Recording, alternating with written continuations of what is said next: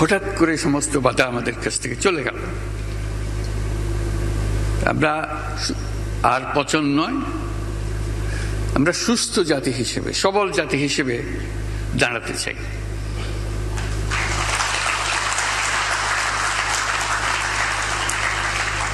এবং আমরা পারি, তার প্রমাণ হলেন আপনারা।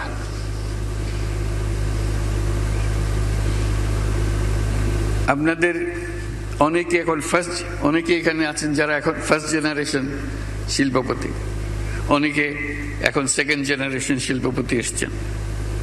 এই ফার্স্ট জেনারেশন যখন শুরু করে,